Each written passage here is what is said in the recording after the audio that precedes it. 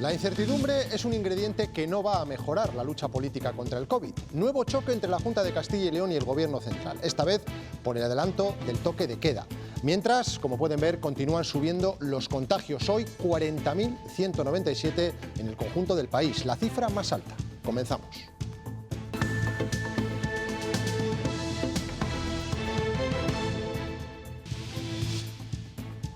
El Ministerio de Sanidad desautoriza a la Junta para adelantar el toque de queda a las 8 de la tarde. El vicepresidente Igea anunció esta mañana esa medida y la reacción del Gobierno central fue inmediata.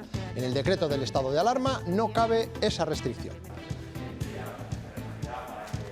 Buenas noches. La Junta de Castilla y León no va a dar marcha atrás. Los servicios jurídicos reiteran que cumplen con la ley y que pueden adelantar el toque de queda, basándose en la prórroga del estado de alarma. Laura Zembranos. Sí, la Junta insiste en que el toque de queda se sitúe a las 8 de la tarde. Las comunidades pueden suspender la libre circulación en horario nocturno, pero la Junta entiende que ese horario nocturno comienza a las 8 y no a las 10 de la noche, como sostiene el Estado. Eso en Presidencia. El Ministerio, en cambio, asegura que las comunidades autónomas no pueden moverse más allá de los límites horarios que establece la ley. Se quejan además de que la Junta de Castilla y León no ha informado previamente de estas medidas al Gobierno. Daniel de la Fuente, Madrid. Sí, el Ministerio de Sanidad no cede, se mantiene firme en su postura y se remite a lo establecido en el decreto de estado de alarma. Además, recuerda que en caso de querer flexibilizar o cambiar alguna de esas medidas, la autoridad competente debe ponerse en contacto previamente con el Ministerio para que su propuesta sea evaluada. El ritmo de vacunación en Castilla y León ya va aumentando. Solo hoy se han puesto casi 4.900 dosis y la comunidad se acerca a las 60.000 personas inmunizadas, lo que supone haber administrado el 77% de las vacunas recibidas. Los grandes héroes de la pandemia, los que trabajan en primera línea de combate, han comenzado a recibir sus vacunas. Hay 42.000 profesionales en SACIL. La Junta estima que el 90% se protegerá contra el COVID. Las elecciones catalanas serán finalmente el 30 de mayo. El Govern y la mayoría de los grupos parlamentarios lo han acordado a primera hora de la tarde. Solo el PSC y Vox se han opuesto a retrasar los comicios previstos en un principio para el 14 de febrero. El motivo de este cambio es evitar que las elecciones coincidan con el pico de contagios de la tercera ola.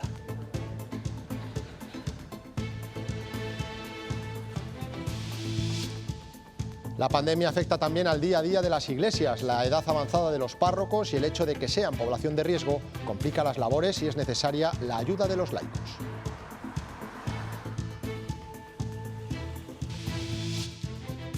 Han subido un poco los termómetros, pero vamos a seguir con temperaturas bajas. De hecho, la EMET ha alargado el aviso especial de ola de frío hasta el miércoles. Mañana volveremos a amanecer con 4 o 5 grados bajo cero en casi toda la comunidad y con nieblas en la meseta. Les pedimos precaución al volante.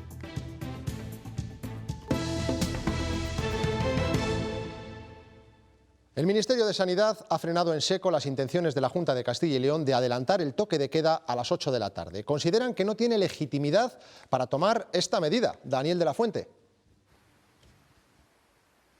Sí, desde el Ministerio se remiten a ese decreto de estado de alarma donde figura que el toque de queda se puede ajustar entre las 10 y las 12 de la noche, pero no más allá de eso. De hecho, si se quiere cambiar o modificar alguna de estas medidas, la autoridad competente de cada comunidad autónoma debe ponerse en contacto con Sanidad para que los técnicos y profesionales de ese departamento puedan evaluar la propuesta. De esta forma, Sanidad tumba esa restricción que anunciaba la Junta de Castilla y León y precisamente un precedente de esta situación lo encontrábamos en Andalucía hace apenas 2 días cuando pedían que se adelantase a las 9 de la noche ese toque de queda. La respuesta del Ministerio la misma, la negativa a cambiar esa horquilla de horas que figura en el decreto de estado de alarma.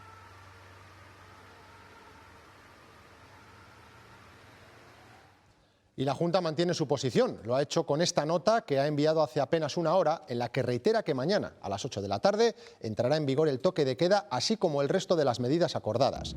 Dice además que la decisión se la comunicó vía telefónica el presidente de la Junta al ministro de Sanidad y advierte que habrá que cumplir. La Junta, ya lo han visto, no da marcha atrás en su decisión. Nos vamos hasta Presidencia. Laura Zembranos, ¿con qué argumento sostiene esta medida? si la Junta se apoya en dos aspectos. Por un lado, en un informe de sus servicios jurídicos y por otro, en el artículo 10 del decreto de prórroga del estado de alarma, que permite, en función de la evolución de la pandemia, modular, flexibilizar y suspender la libre circulación en horario nocturno. La clave está en que ese horario nocturno se establece entre las 10 de la noche y las 6 de la mañana, pero la Junta interpreta que el horario nocturno comienza en el ocaso a partir de las 8 de la tarde. El Gobierno regional reta al Ministerio de Sanidad porque, insiste, puede hacerlo. Podemos limitar el toque de queda durante el horario nocturno. Y el horario nocturno, según nuestros servicios jurídicos, es desde el ocaso hasta el amanecer. Y en este momento, las 20:00 es el ocaso. Junto al toque de queda, la limitación en los lugares de culto a 1/3 del aforo, con un máximo de 25 personas, el cierre perimetral de las provincias y la limitación a 4 personas en las reuniones, tanto privadas como públicas, e incluyendo también a los niños, aunque su recomendación es: por favor, no se reúnan en sus domicilios con no convivientes. Medidas restrictivas que no servirán en el corto plazo. Nada de lo que hoy decidimos va a surtir efecto mañana. Hagamos lo que hagamos durante los próximos 10 días, durante los próximos 14 días, vamos a tener un incremento sostenido. Y tras las que, si no mejoran los contagios, el Gobierno solo ve una alternativa. El confinamiento será inevitable. Por segundo día consecutivo dibuja un panorama dramático. Dice que estamos ante una pared de crecimiento y que la semana que viene la incidencia en la comunidad sobrepasará los 1.000 casos por cada 100.000 habitantes.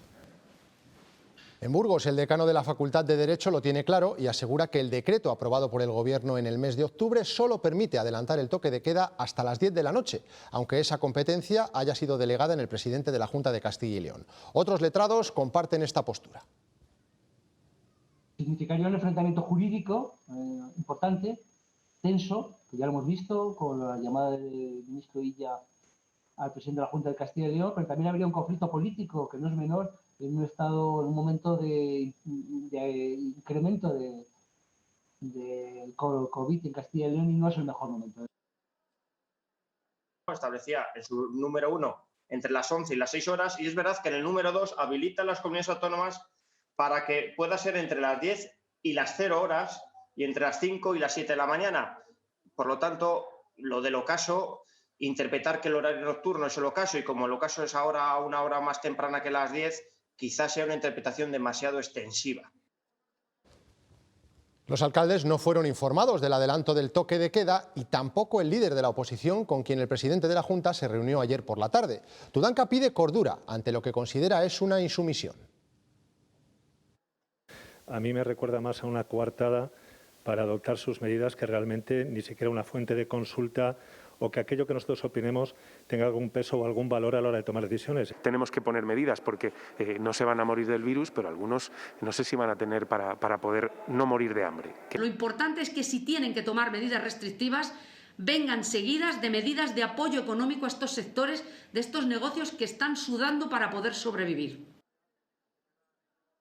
He de decir que agradezco la reunión de ayer, que agradezco la información, pero he de decir que ayer no me informaron de algunas de las medidas que finalmente han adoptado hoy por parte de la Junta de Castilla y León, algunas de las cuales hay incluso alguna duda jurídica sobre su posibilidad de encaje en la actual normativa del decreto de alarma.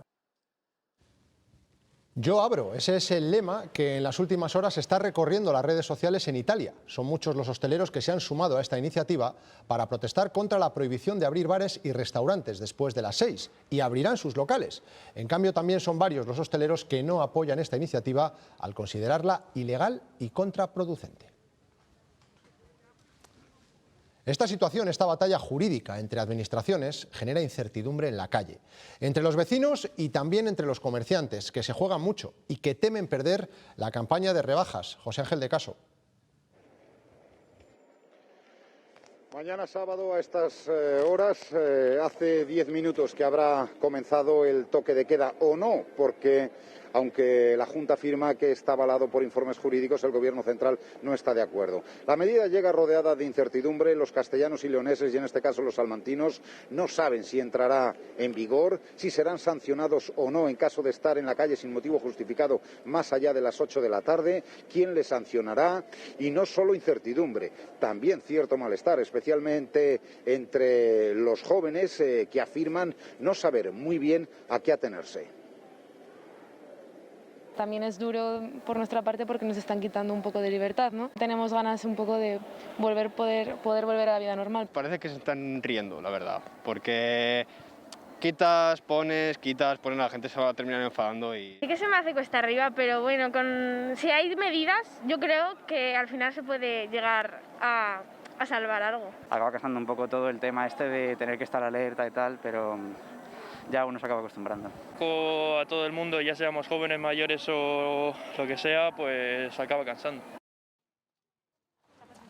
No sabemos lo que tenemos que hacer. Los ciudadanos muestran su confusión y también su desolación ante unas nuevas medidas restrictivas anunciadas por la Junta, muy duras y poco claras. ¿A qué hora tendremos toque de queda? Estamos todos un poco perdidos porque en un momento nos dicen que mañana a las 8, luego que no, que a las 10...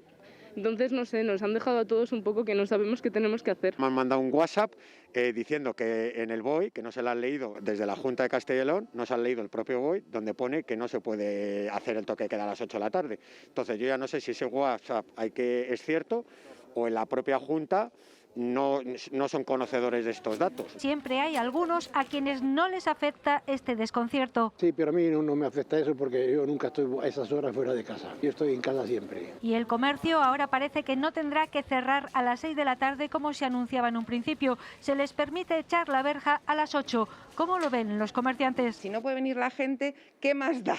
Que abramos a las 6, cerremos a las 8, cerremos a la tal. Cuanto más horario tengamos, más amplía las oportunidades de venta.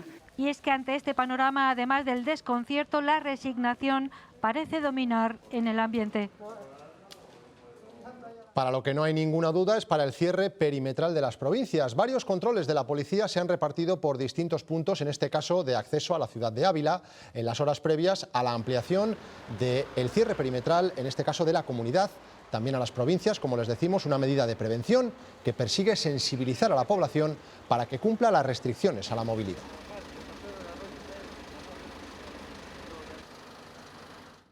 Controles como este son ya parte de la rutina diaria de los municipios segovianos que conectan por carretera con Madrid. Mi hermana, de hecho, trabaja en San Lorenzo del Escorial y cada vez que sale todos los días en la entrada y la salida le piden el justificante de que por qué va a salir. Yo vivo enfrente de la autopista y veo controles constantemente. A pesar de ello, cuesta encontrar a alguien al que hayan sancionado por cambiar de comunidad sin motivo justificado. No conozco a nadie. No. Aquí tienen el corazón dividido. Las hijas que están en Madrid no pueden tampoco venir. Y los negocios, porque no están abiertos, sino los que hacen aquí dinero son los que vienen de Madrid. A día de hoy, los datos hacen aún más lejana la apertura de las fronteras que ha creado el coronavirus.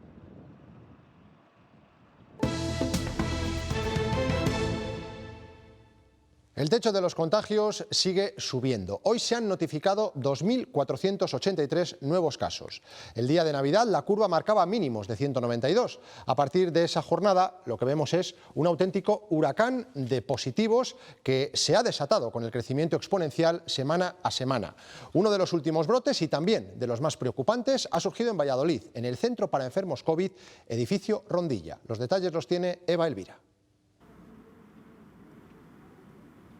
El brote que se ha registrado en este edificio Rondilla, dependiente del Hospital Clínico Universitario, ha afectado a 10 sanitarios. Estas 10 personas están ya en cuarentena y, si fuera necesario, se les sometería a todas aquellas tratamientos en función de las dolencias que presenten. Según informan desde la Dirección General de Salud Pública, dicho brote no está relacionado con los equipamientos de protección que utilizan los sanitarios. Se da además la circunstancia de que este centro hospitalario ha estado cerrado durante mucho tiempo y se ha vuelto a reabrir recientemente, precisamente para hacer frente a los efectos de la pandemia. De hecho, se traen aquí personas enfermas de otros hospitales de la región cuando estos están saturados. A día de hoy acoge pacientes de Palencia, Zamora, Segovia, Medina del Campo y los 2 hospitales de la capital vallesoletana.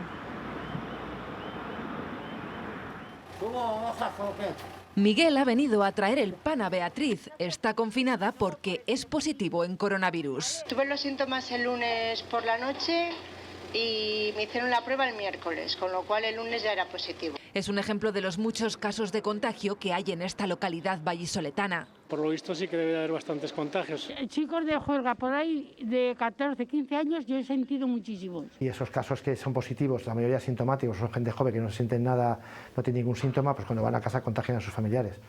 Y está bloqueando negocios enteros y familias enteras confinadas. Porque el foco está puesto en los más jóvenes. Mi sobrino que dio positivo, me imagino que salía por ahí o algo y lo cogió. Y claro, luego la familia, yo estuve un día allí y ya sabes cómo es esto. Y también se mira la hostelería. Desde el ayuntamiento piden que haya sanciones si se han incumplido las normas.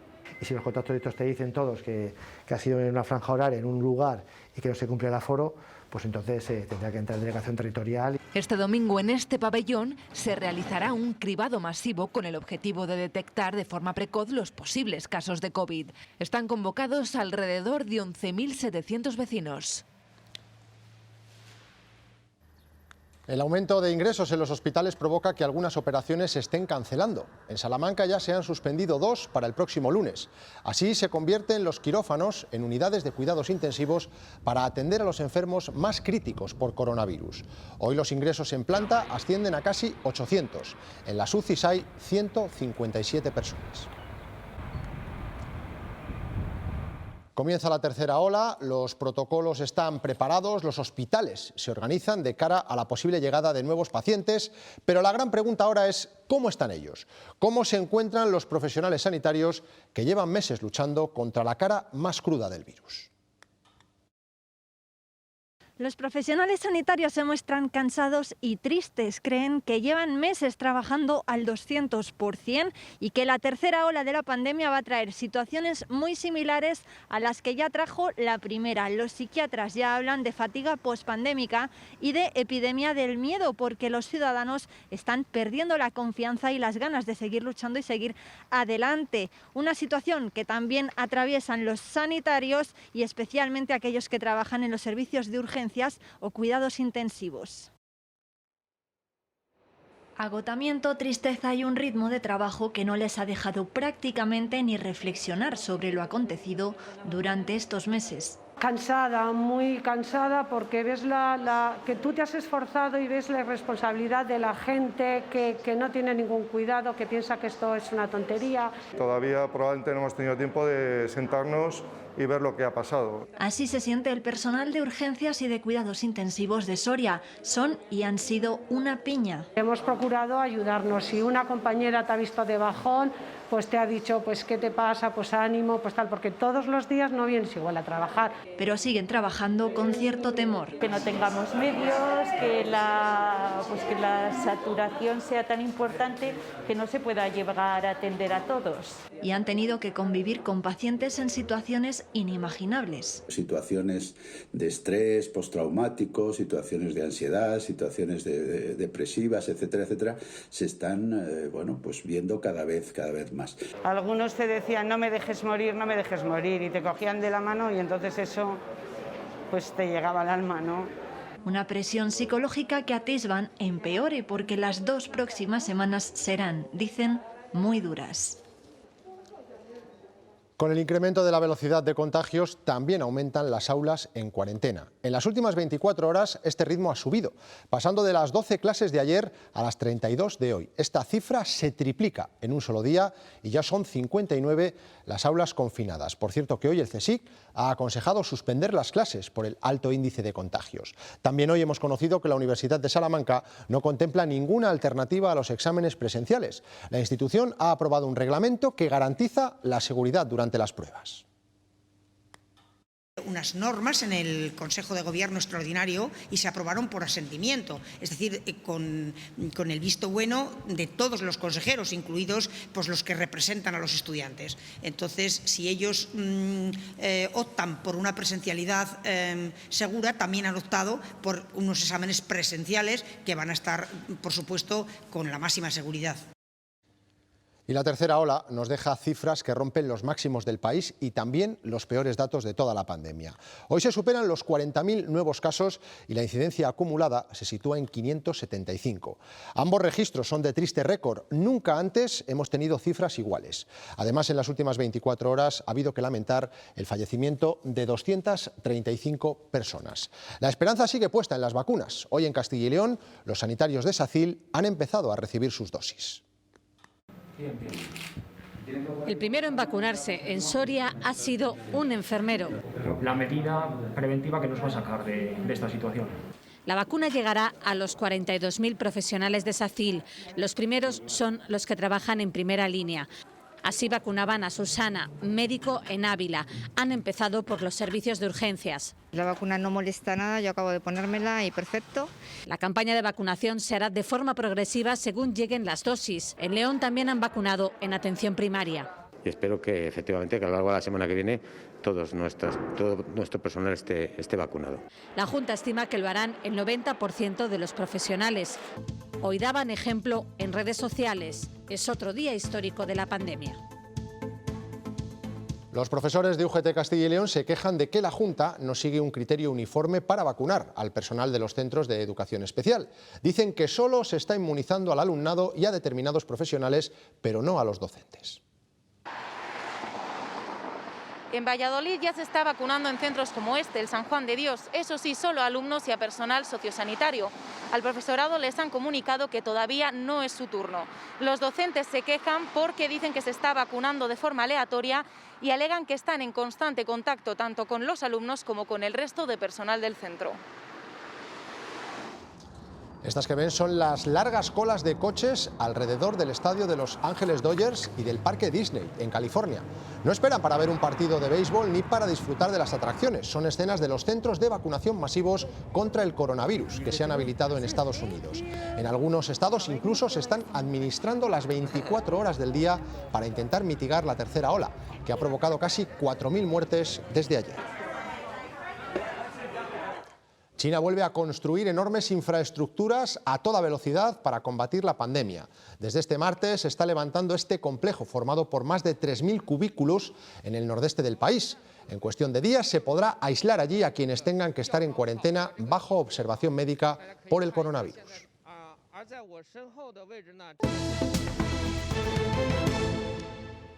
Triste desenlace en la búsqueda de una arandina desaparecida desde el pasado miércoles. Los geos localizaban esta mañana su cadáver en el cauce del Duero. Se cree que pudo caer al río al intentar rescatar a su mascota. Poco más de 10 minutos ha tardado los especialistas del Grupo de Actividades Subacuáticas de la Policía Nacional en localizar y rescatar de las aguas del río Duero el cadáver de esta arandina. Lo hacían después de 2 días de intensa búsqueda en la que ya previamente habían localizado su abrigo, unos guantes y un teléfono móvil en la zona. Había salido a pasear el pasado miércoles y no se había vuelto a saber nada de ella. Esa misma tarde-noche conseguían localizar el cadáver de su mascota en las aguas del río Duero. Ana tenía 46 años de edad y era muy aficionada al motociclismo. Se ha roto el hielo, se ha entrado al agua y hemos tenido la fortuna porque los primeros minutos han sido muy difíciles. Cerca de la orilla si hay cierta visibilidad, pero el momento en que te metes al interior es francamente difícil, ¿no? La visibilidad es nula. Con lo cual ha habido un momento ahí de crisis, de ver cómo planteábamos o no, pero hemos tenido la fortuna de poder encontrar el cuerpo. Ha aparecido muy cerca porque la corriente del río teníamos miedo de que hubiera arrastrado, pero la verdad es que tenemos una presa aquí cerca, está represada el agua, con lo cual, bueno, pues sí, estaba todo en la misma zona. Cataluña celebrará sus elecciones autonómicas más de 3 meses después de lo previsto. Se retrasarán hasta el 30 de mayo. Lo han acordado la Generalitat y todos los partidos, menos el PSC y Vox, en esta reunión en el Parlamento Regional. La mayoría coincide en que no es viable que los comicios se celebren el 14 de febrero por el agravamiento de la pandemia.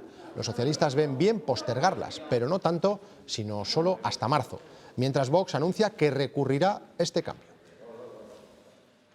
Nosotros, para favorecer el consenso, hemos defendido la posibilidad de un aplazamiento técnico de 5 semanas, tiempo suficiente para que baje la presión sanitaria y el máximo tiempo para tener previsiones razonables. Manifestamos nuestra oposición a que con excusas sanitarias en realidad se pospongan unas elecciones por razones exclusivamente políticas.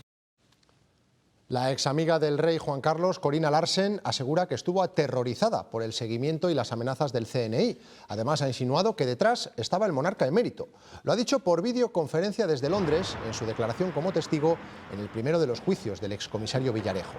Hoy ha comenzado un proceso en el que está acusado de calumnias y denuncias falsas contra el exdirector del Centro Nacional de Inteligencia, Félix Sanz Roldán. El entonces director del CNI, don Félix Sanz Roldán, ¿había llegado a amenazar de muerte a doña Corina Larsen? Bueno, no hice más que reproducir lo que no solamente me había dicho la señora Larsen, sino lo que luego pude comprobar. I was definitely frightened to be faced with such powerful individuals. In other words, an illegal occupation of my home and offices was terrifying to me. Es mentira. Yo jamás he amenazado a una mujer y a un niño.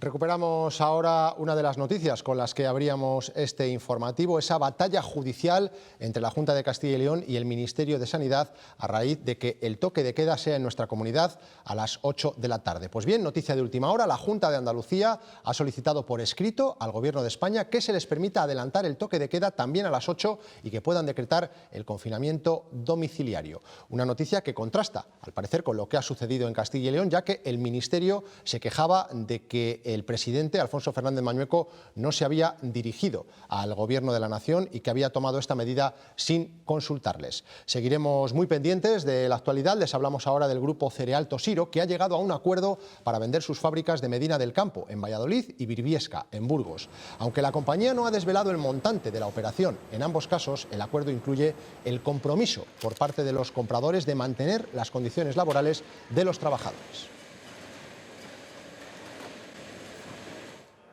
Las plataformas de usuarios de trenes de alta velocidad de Castilla y León critican que tanto la Junta como la oposición no están defendiendo los intereses de esta comunidad con este servicio público.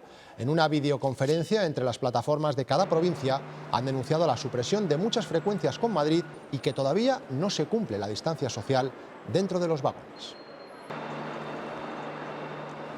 Castilla y León se resiste a suspender sus procesiones de Semana Santa. La Consejería de Cultura y las cofradías han acordado hoy trabajar con todos los escenarios posibles, incluyendo un plan B, una Semana Santa alternativa en caso de que la pandemia impida los desfiles procesionales.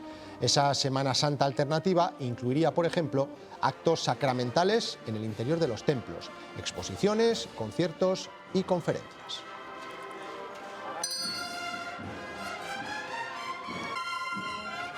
La crisis COVID nos deja también sus consecuencias en las iglesias. La edad avanzada de los párrocos y el que son considerados grupos de riesgo ha dejado muchos vacíos en las labores habituales de los templos.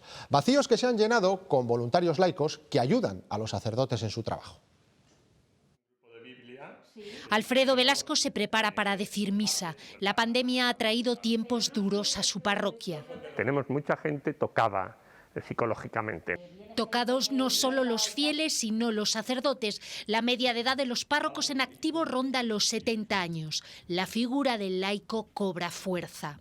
Hemos podido contar con esas personas para llegar donde muchas veces el sacerdote no llega. En Valladolid, por ejemplo, una veintena de laicos realizan servicios religiosos, especialmente en el medio rural. Porque la gente lo ha preguntado. Oye, ¿necesitáis ayuda? Y por supuesto hemos dado posibilidad para que la gente que quiera ayudar pues ayude. Simancas cuenta con 7.000 feligreses, muchos de ellos muy activos. Yo creo que hay mucha gente que se arrima a esta colaboración, pues viendo que la labor de la Iglesia es muy importante. Como José Manuel, numerosos laicos empiezan a tomar protagonismo en las iglesias. Esta basílica, la de la Gran Promesa, no es una excepción. Gente que tiene deseo de ayudar con esa edad, de 40 a 50 años, es un servicio precioso. En vez de cerrarnos, nos abrimos a los demás. Desde oficios religiosos a labores sociales, los laicos se implican en tiempo de pandemia.